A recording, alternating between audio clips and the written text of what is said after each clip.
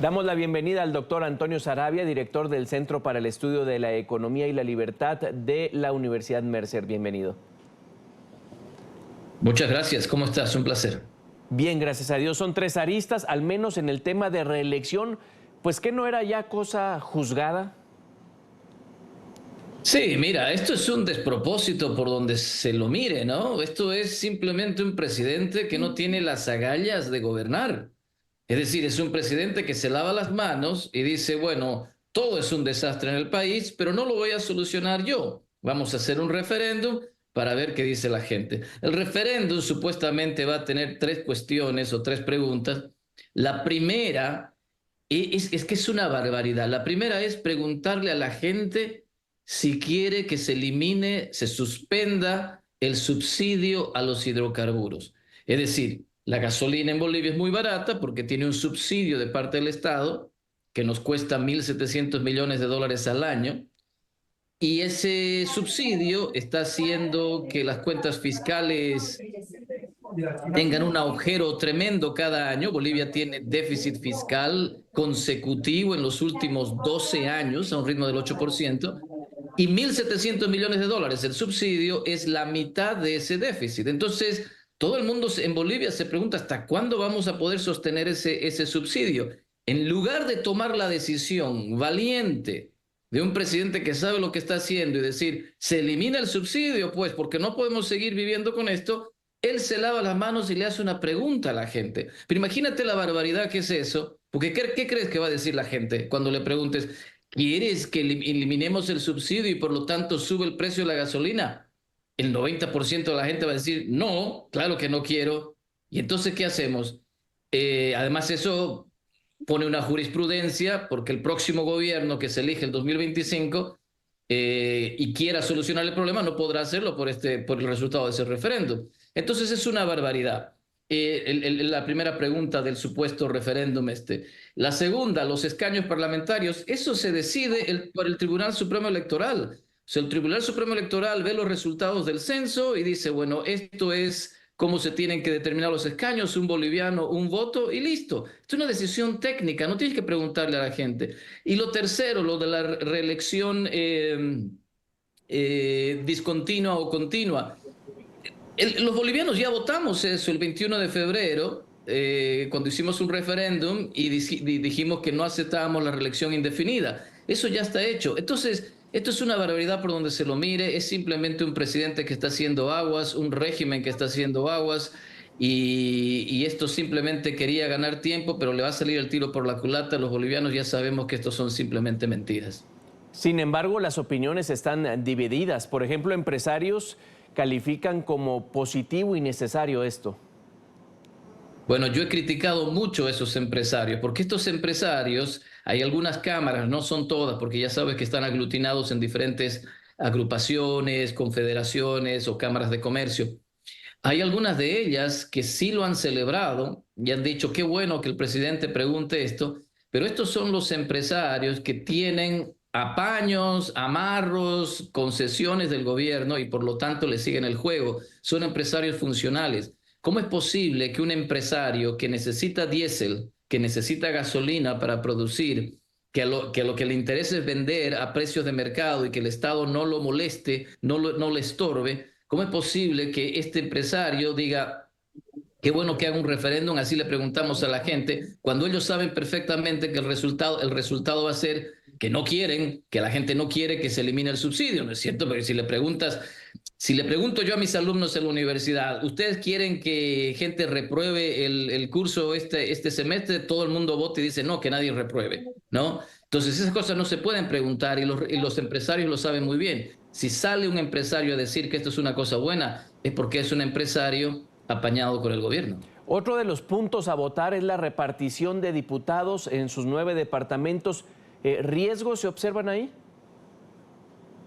Bueno, es riesgoso porque esto ya está, digamos, en la ley, ¿no? La ley 1492, que es la ley de aplicación de los resultados del Censo de Población y Vivienda, señala precisamente eso, ¿no? Que el Instituto Nacional de Estadística remitirá al Tribunal Supremo Electoral los datos oficiales de población del censo, conforme a la fecha, bla, bla, bla, para que elabore el proyecto de ley de distribución de escaños conforme al artículo 146, bla, bla, bla. Es decir, esto ya está.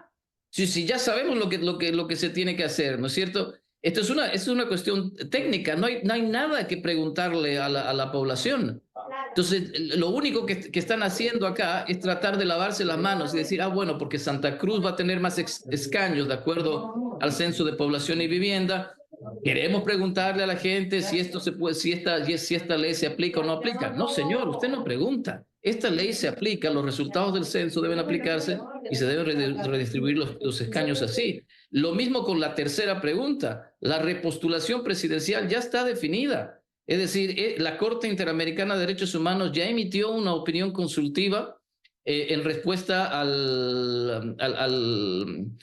lo que hicimos, al resultado del referéndum del 2016. Entonces, son cosas distractivas absolutamente absurdas, pero lo más absurdo es la primera pregunta porque tiene que ver con la economía. El gran problema boliviano al día de hoy es que no hay dólares en la calle, no hay dólares y por eso el tipo de cambio sigue subiendo en el mercado paralelo. Para que la gente en Latinoamérica tenga una idea, el tipo de cambio oficial en Bolivia está a 6.96, es decir, casi 7 bolivianos por dólar, el tipo de cambio oficial, pero en la calle ya se lo encuentra al doble, es decir, a 15 bolivianos por dólar, a 14 bolivianos por dólar, etc.